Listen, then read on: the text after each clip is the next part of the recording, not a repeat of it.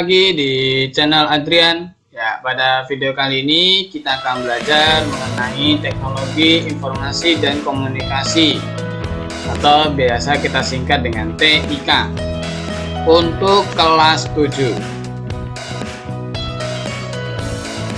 Oke, kita akan mengenal TIK terlebih dahulu ya, sebagai pendahuluan.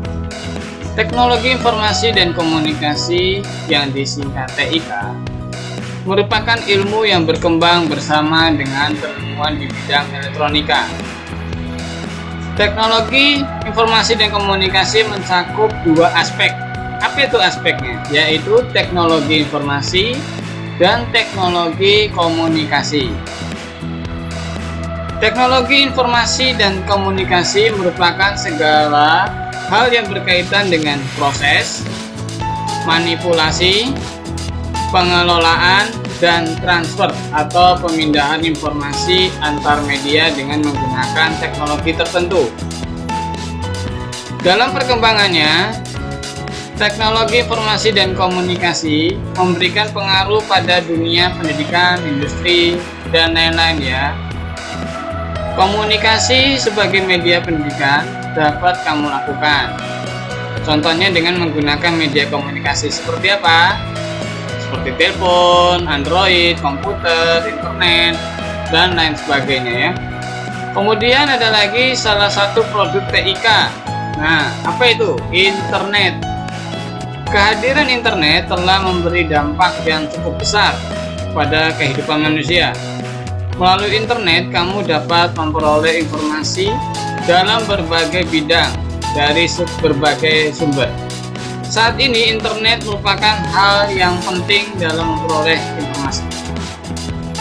Nah, tentunya dalam TIK itu ada keselamatan kerja ya. Apa saja? Ada dua.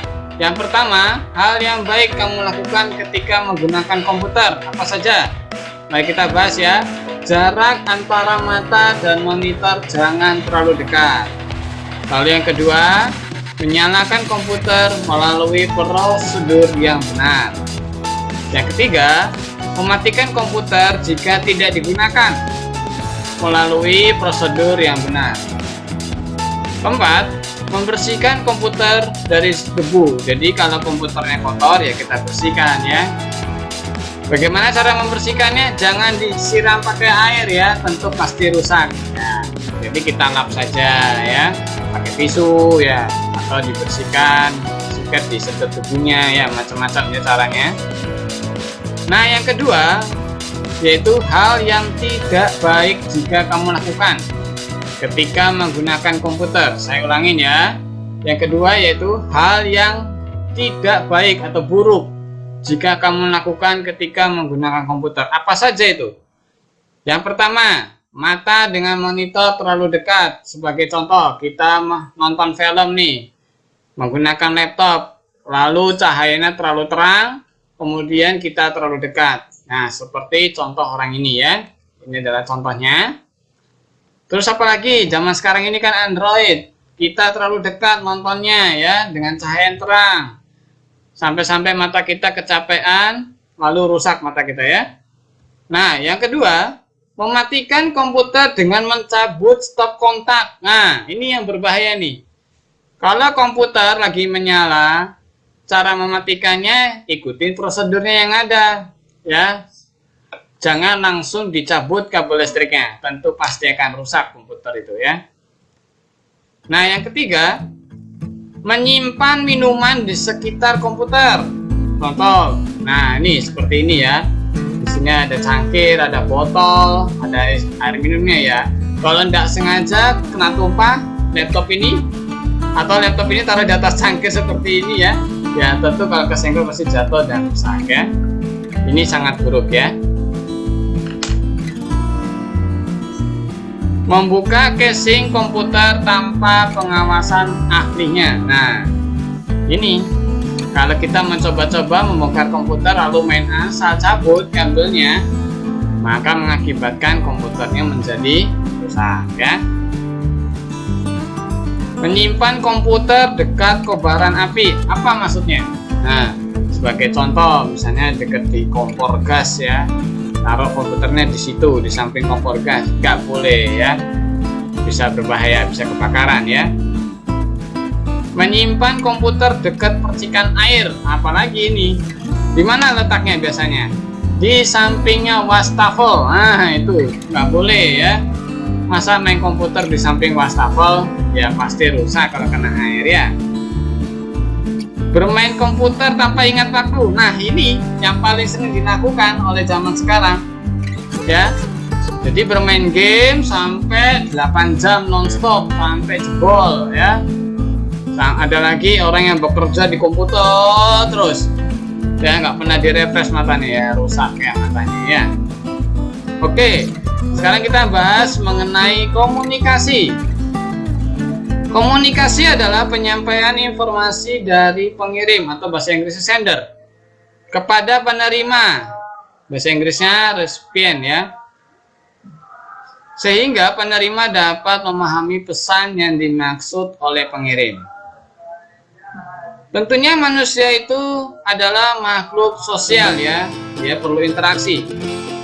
Berbicara adalah salah satu cara untuk berinteraksi dengan orang lain. Namun, tidak semua pembicaraan dapat dimengerti oleh orang yang mendengarnya.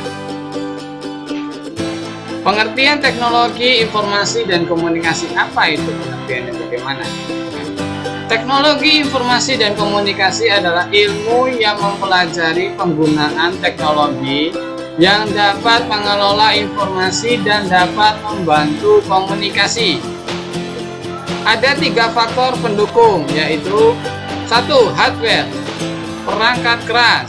2. Software, perangkat lunak. 3. Brandware, pengguna.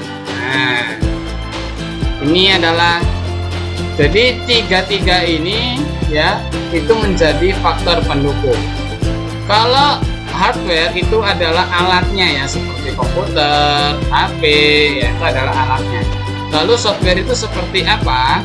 Software itu seperti Windows, lalu ada Android ya.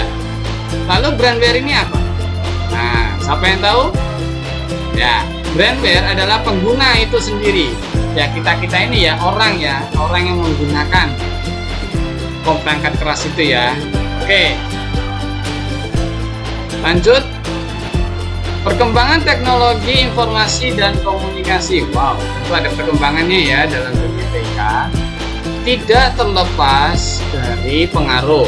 Pertama, sejarah perkembangan baca tulis. Ya, pada zaman dulu itu ada sejarah perkembangan dari baca tulis.